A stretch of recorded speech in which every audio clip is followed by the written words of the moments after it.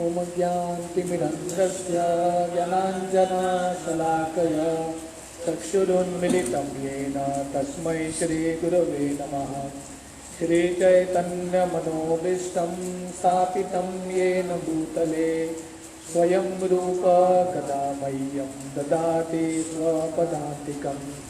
वन्देऽहं श्रीगुरो श्रीयुतः पदकमलं श्रीगुरून् वैष्णवांश्च श्रीरूपं साग्रजातां सहगना रघुनाथान्वितं तं सजीवं साद्वैतं सावधूतं परिजनासहितं कृष्णचैतन्यदेवं श्रीराधा कृष्णपादान् सहगना ललिता श्रीविशाखान्वितं च। नमो विष्णुपादाय कृष्णप्रेष्ठाय भूतले श्रीमते भक्तिवेदान्त स्वामीति नामिने। नमस्ते सरस्वती देवे गौरवाणी प्रचारिणे निर्विशेष शून्यवादी पाश्चात्यदेशतारिणे वंशाकल्पतरुभ्यश्च कृपा सिन्धुभ्येव च पतितानां पावनेभ्यो वैष्णवेभ्यो नमो नमः। जय श्री कृष्ण चैतन्य प्रभु नित्यानंद श्री अद्वैत गदाधर श्रीवासादि गौर भक्तवृंद। हरे कृष्णा कृष्णा कृष्णा हरे हरे हरे राम राम राम हरे हरे। हरे कृष्णा। टेक्स्ट 29। तापुत्रम् अंकमारोप्य स्नेहसुत पयोदरा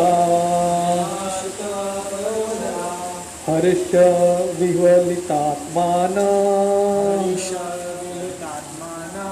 शिशिचु नेत्रजैर्जले। The mothers, after embracing their son, sat him on their laps. Due to pure affection, milk sprang from their breasts. They were overwhelmed with delight, and the tears from their eyes wetted the Lord. तो हमने देखा कि कृष्ण द्वारका के नगरी में प्रवेश करते हुए उनके घर पहुंचते हैं, जहाँ पे वसुदेव, देवकी और बाकी वसुदेव की पत्नियां हैं। तो जब कृष्ण की जो माताएं हैं कृष्ण को देखते हैं तो कृष्ण को उनके गोद में रखते हैं, और क्योंकि उनको कृष्ण के प्रति ममता वात्सल्य प्रेम था, उनके स्तनों से दूध निकल रहा था और उनके आंखों से अश्रु निकल रहा था। Purport. When Lord Krishna was at Vrindavan, even the cows would become moistened by affection towards him, and he would draw milk from the nipples of every affectionate living being. So what to speak of the stepmothers who were already as good as his own mother? तो प्रभुपाद लिख रहे हैं, जब कृष्ण वृंदावन में थे तो कृष्ण को देख के जितने गायें हैं उनके स्तन से दूध निकलता था। तो हर एक गाय को कृष्ण को अपना वत्स, अपना बछड़ा समझते थे और ममता से उनका दूध निकलता था। तो वैसे ही कृष्ण के जो खुद की माँ है देवकी और बाकी जो माताएं हैं वसुदेव की बाकी पत्नियां, तो कृष्ण को देख के उनके स्तनों से दूध निकल रहा है। कृष्ण बड़े हो चुके हैं, फिर भी उनका ममता का प्रेम अभी भी है। टेक्स्ट 30। अताविशत् स्वभवनम् सर्वकामाम् अनुत्तमम् प्रसादायत्र पत्नीनां सहस्राणि च षोडश। Thereafter the Lord entered his palaces, which were perfect to the fullest extent. His wives lived in them, and they numbered over 16,000. तो उसके बाद कृष्ण पहले अपने माता पिता से मिलते हैं, उसके बाद कृष्ण स्वयं के महल में जाते हैं। तो कृष्ण के 16,000 108 पत्नियां थी, उतने महल थे। तो यहाँ पे वर्णन आ रहा है, तो कृष्ण का जो महल है स्वभवनम, परफेक्ट था, हर एक तरह से perfect to the fullest extent, जितना भी सुविधा है हर सब कुछ सुविधा था उनके महल में। और उनके पत्नियों से मिलने के लिए भी कृष्ण हर एक महल में प्रवेश करते हैं। Purport. Lord Krishna had 16,108 wives, and for each and every one of them there was a fully equipped palace complete with necessary compounds and gardens. तो वर्णन आता है कि कृष्ण के 16,108 पत्नियां थी, हर एक को कृष्ण ने एक महल दिया था, शेयरिंग नहीं हो रहा था, हर एक को एक महल था और जितना भी सुख सुविधा है सब कुछ था वहाँ पे। Full description of this palaces is given in the 10th canto. तो भागवतम के 10वें स्कंद में कृष्ण के एक एक महल का वर्णन आता है, क्या क्या सुविधा था, कितना यश था, ऑपुलेंस था ये महलों में। All the palaces were made of best marble stone. तो कृष्ण के जो महल हैं मार्बल से बने थे, पूरा जो एवरीथिंग, फ्लोरिंग से लेके सीलिंग तक सब कुछ मार्बल था। They were illuminated by jewels and decorated by curtains and carpets of velvet and silk, nicely bedecked and embroidered with gold lace. तो वहाँ पे लाइट्स जो था, एलईडी लाइट नहीं था, वहाँ पे ज्वेल्स, हीरे जवाहरात थे, उससे रोशनी निकलता था। और वहाँ के जो कर्टन्स है, कारपेट्स है, वो सब वेलवेट और सिल्क से बनाया था और इसमें गोल्ड की लेसिंग थे। The person of Godhead means one who is full with all power, all energy, all opulences, all beauty, all knowledge and all renunciation. तो भगवान मतलब भगवान में जो 6 ऐश्वर्य पूर्ण मात्रा में रहता है, शक्ति, सुंदरता, जो ऑपुलेंस है, ज्ञान, वैराग्य इत्यादि। Therefore, in the palaces of the Lord, there was nothing wanting for fulfilling all desires of the Lord. तो ये सब महलों में जितना भी रानियों का इच्छा था सब कुछ पूरा किया था भगवान ने। The Lord is unlimited and therefore his desires are also unlimited and the supply is also unlimited. क्योंकि भगवान अनंत हैं, इसलिए भगवान की इच्छाएं भी अनंत हैं और भगवान अपने भक्तों को अनंत कृपा दे सकते हैं, उनकी इच्छाओं को भी पूरा कर सकते हैं। Everything being unlimited, it is concisely described here as सर्वकामम और full with all desirable equipment. तो यहाँ पे वर्णन आता है, अता विशद स्वभवनम सर्वकामाम अनुत्तमम, मतलब है तो कृष्ण के जो महल है सर्वकामम, जितना भी इच्छाएं हैं सब वो इच्छा ये महलों में पूरा हो रहा था। तो ऐसे कृष्ण अपने महलों में प्रवेश करते हैं। टेक्स्ट 31। पत्न्या पतिम प्रोस्य गृहानुपागतम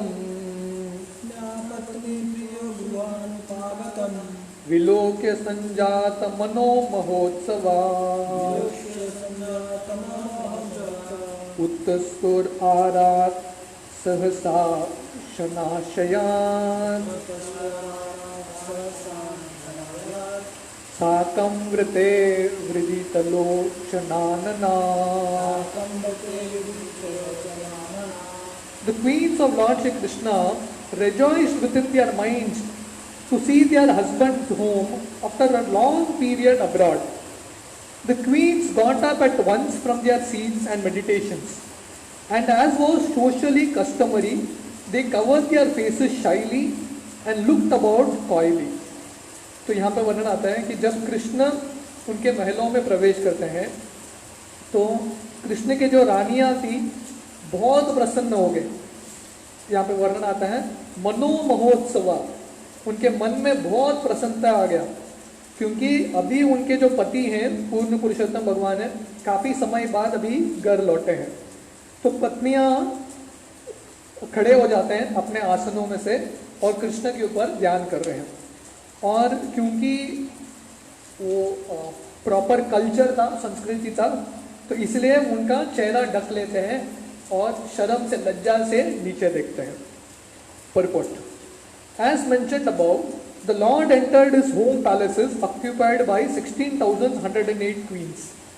तो जैसे पिछले श्लोक में वर्णन आता है, कृष्ण अपने महलों में जाते हैं. This means that the Lord at once expanded himself in as many plenary expansions as there were queens and palaces and entered each and every one of them simultaneously and separately.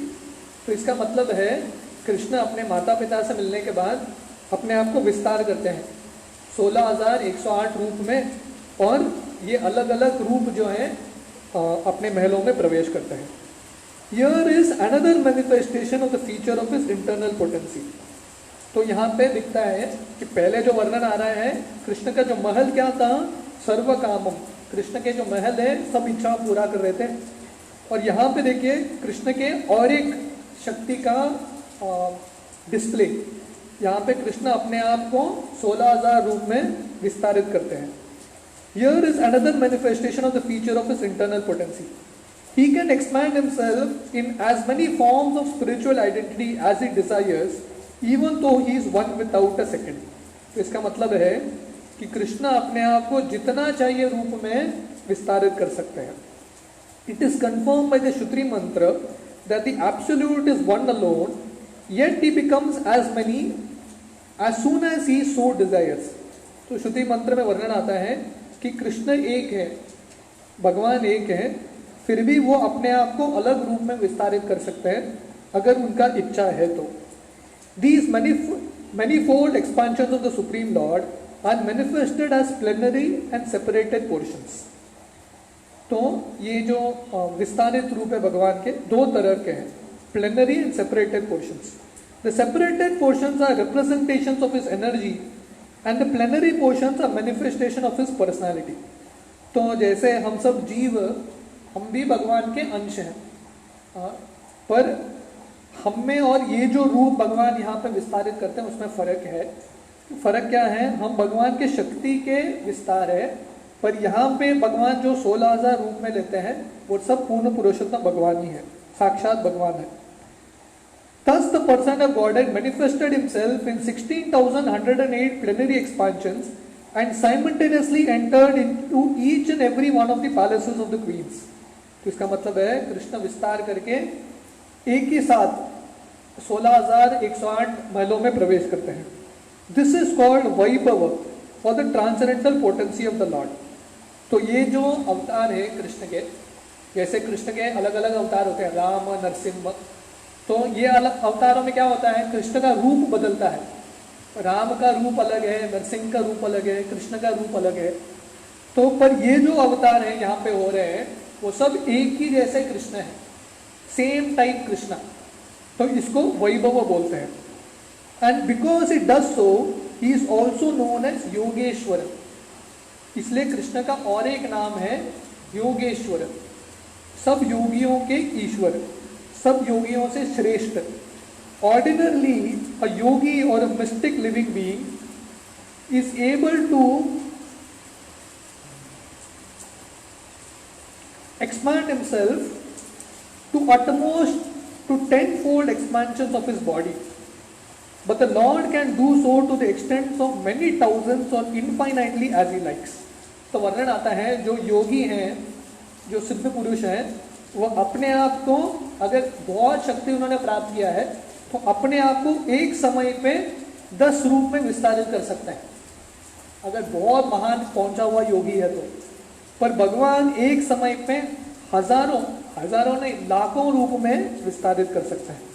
तो इसलिए कृष्ण का एक नाम है योगेश्वर, सब योगियों से के ईश्वर है. Unbelievers become astonished to learn that Lord Krishna married more than 16,000 queens because they think of Lord Krishna as one of them and measure the potency of the Lord by their own limited potency. तो जो नास्तिक लोग हैं उनको लगता है अरे ऐसा कैसे हो सकता है, कृष्ण ने 16,000 रानियों से शादी किया है. तो उनको ये समझ में नहीं आता क्योंकि वो अपने आप को कृष्ण जैसा मानते हैं या कृष्ण को उनके जैसा मानते हैं. तो इसलिए उनको लगता है कि मैं नहीं कर सकता तो कृष्ण भी नहीं कर सकते. One should know therefore that the Lord is never on the level of the living beings who are but expansion of his marginal potency, and one should never equalize the potent and the potency, although there is very little difference in quality between the potent and the potency. तो इसलिए हमको कभी भगवान को हमारे स्तर पे नहीं लाना चाहिए, और हमको ये नहीं लगना चाहिए जो शक्ति है और शक्तिमान है एक ही है। हम सब भगवान के शक्ति है, तटस्थ शक्ति है, पर भगवान शक्तिमान है, तो हम दोनों का कंपैरिजन हो ही नहीं सकता है। The queens were also expansions of his internal potency, and thus the potent and the potencies were perpetually exchanging transcendental pleasures known as the pastimes of the Lord. तो कृष्ण के जो पत्नियां हैं वो भी कृष्ण के विस्तार रूप हैं, कृष्ण के अंतरंग शक्ति है, और कृष्ण 16,000 रूप में, वैभव रूप में इन सब लोगों से आदान प्रदान कर रहे हैं। One should not therefore become astonished to learn the pastimes, to learn that the Lord married so many wives. इसलिए हमको आश्चर्य होने की कुछ है ही नहीं कि कृष्ण ने 16,000 रानियों से कैसे शादी किया। On the contrary, one should affirm that even if the Lord marries 16,000 million wives, he is not completely manifesting his unlimited and inexhaustible potency. तो प्रभुपाद बोल रहे हैं पूर्ण पुरुषोत्तम भगवान के लिए 16,000 पत्नियां क्या, तो कृष्ण अगर 16 करोड़ 16 बिलियन पत्नियों से भी शादी करेंगे फिर भी कृष्ण का शक्ति बहुत ज्यादा है। On the contrary, he is not completely manifesting his unlimited and inexhaustible potency. He married only 16,000 wives and entered in each and every one of them, one of the different palaces, just to impress on the history of human beings on the surface of the earth that the Lord is never equal to or less than any human being, however powerful he may be. तो प्रभुपाद लिख रहे हैं तो कृष्ण ने सिर्फ 16,000 पत्नियों से शादी की कृपा करके। कृष्ण चाहिए तो लाखों पत्नियों से शादी कर सकते थे, पर कृष्ण ने सिर्फ 16,000 पत्नियों से शादी किया, ये दिखाने के लिए लोगों को कि जो साधारण मनुष्य हैं कृष्ण है कभी समान नहीं हो सकते, कृष्ण हमेशा सबसे श्रेष्ठ है। No one therefore is equal to or greater than the Lord. तो इसलिए कोई भगवान के सम और ज्यादा नहीं हो सकता। Lord is always great in all respects.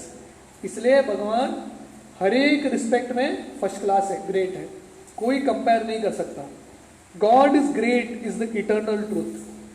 तो बाइबल में क्रिश्चियंस हमेशा ये गाते हैं गॉड इज ग्रेट। भगवान कितने महान है उनको उसके लिए भागवतम बोल के पढ़ना पड़ेगा। जब द्वारका का लीला पढ़ेंगे और देखेंगे कि कृष्ण एक साथ 16,000 रूप में विस्तारित करके अपने 16,000 पत्नियों से मिलने के लिए जाते हैं, तब समझ में आता है कि कृष्ण कितने महान हैं। Therefore, as soon as the queen saw from a distance their husband, who was away from home for long periods due to the battle of Kurukshetra, they all arose from the slumber of meditation and prepared to receive their most beloved. तो इसलिए जब रानियां दूर से देखते हैं कि कृष्ण उनके जो पति है, स्वामी है, वो आ रहे हैं अभी घर में बहुत समय के बाद, कुरुक्षेत्र युद्ध के बीतने के बाद, इसलिए जो रानियां कृष्ण के ऊपर जो ध्यान कर रहे हैं वो ध्यान से उठते हैं और कृष्ण के स्वागत करने के लिए खड़े हो जाते हैं।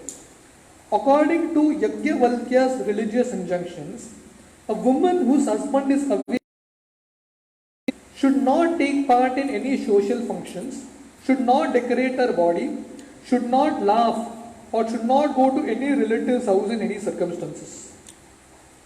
This is the vow of the ladies whose husbands are away from home. तो प्रॉपर लिख रहे हैं कि यज्ञवल्क्य उस जमाने के स्त्रियां ये रूल्स फॉलो करते थे कि जब उनके जो पति हैं काफ़ी समय तक घर से बाहर रहते थे तो वो अपने आप को ज़्यादा श्रृंगार नहीं करते और लोगों से मिलने के लिए नहीं जाते, राइट? क्यों? क्योंकि पति के विरह में है, ये फोर्स नहीं है पर प्रेम से वो नहीं करते। This is the vow of the ladies whose husbands are away from home. At the same time, it is also enjoined that a wife should never present herself before the husband in an unclean state.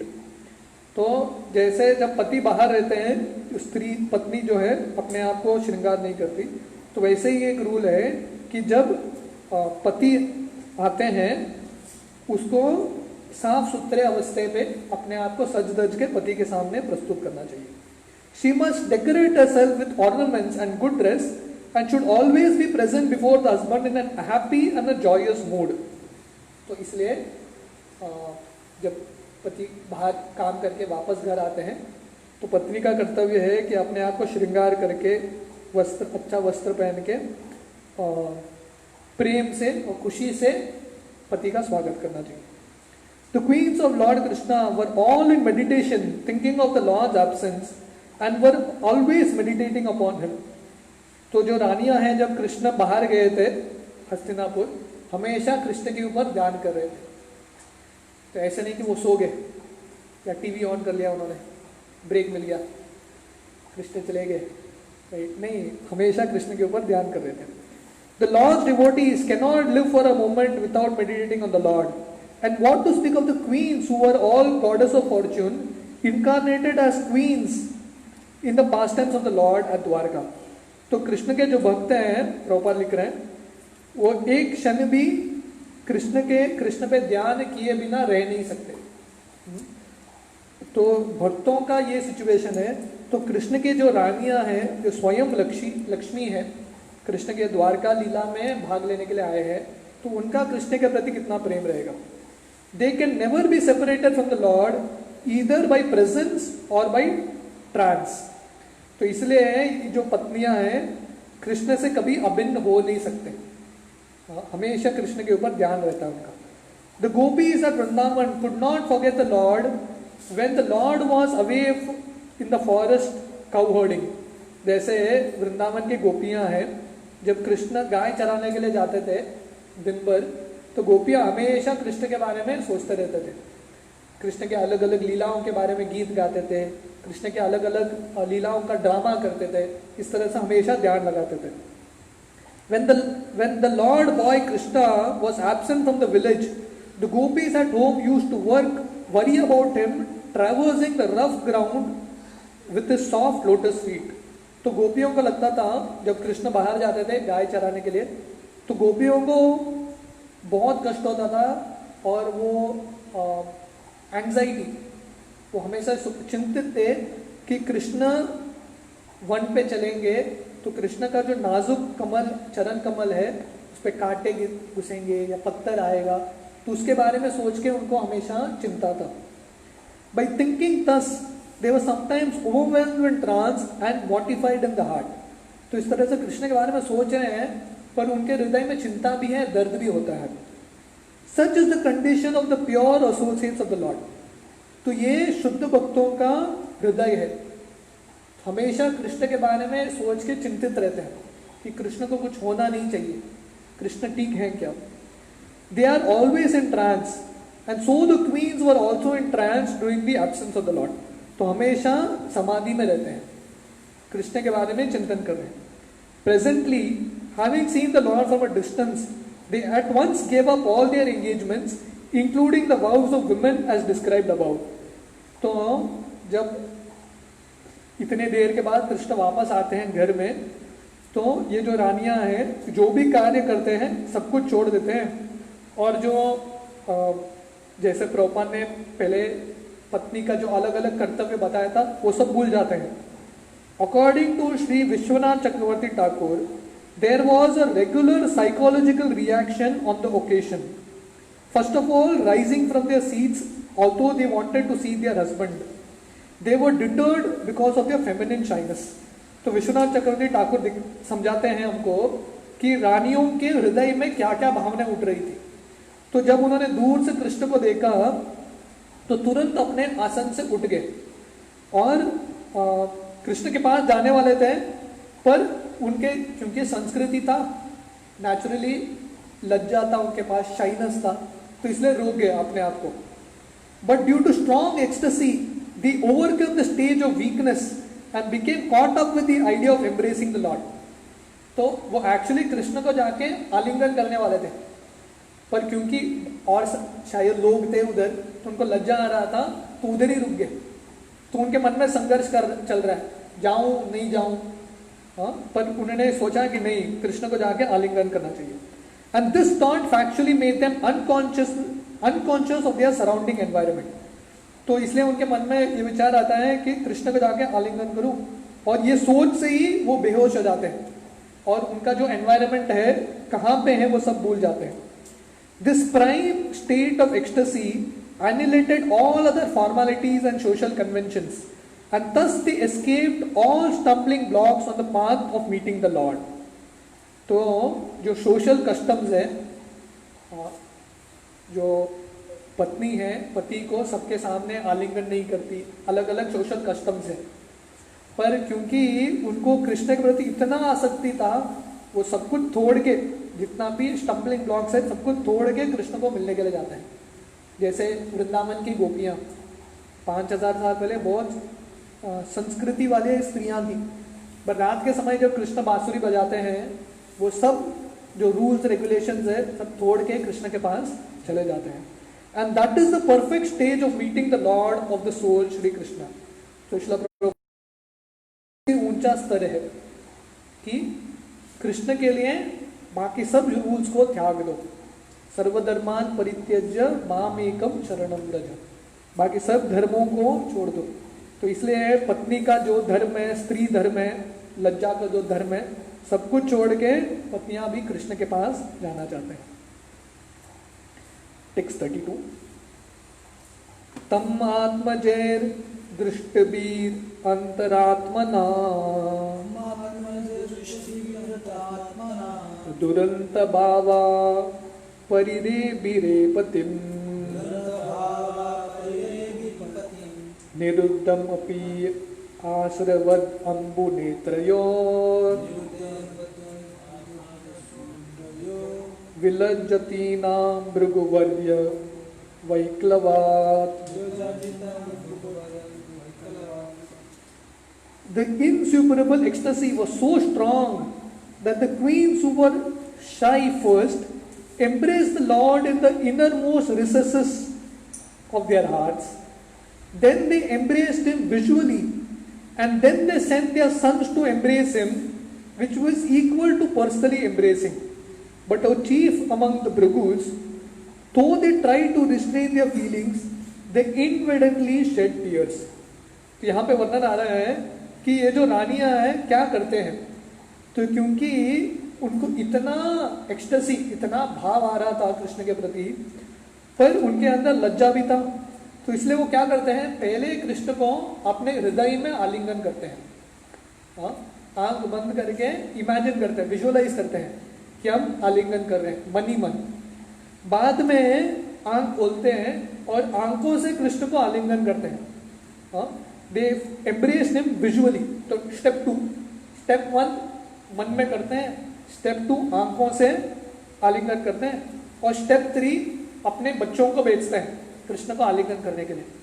क्योंकि जो बच्चा है माँ का ही शरीर से आया है, इसलिए डायरेक्टली एम्ब्रेस करने से पहले, आलिंगन करने से पहले अपने बच्चों को भेजते हैं. और जब बच्चे आलिंगन करते हैं, एक्चुअली उनको लग रहा है कि हम ही आलिंगन कर रहे हैं. तो ऐसा कृष्ण के प्रति they are showing their love. हम इसका जो तात्पर्य है कल सुबह पढ़ेंगे. हरे कृष्ण.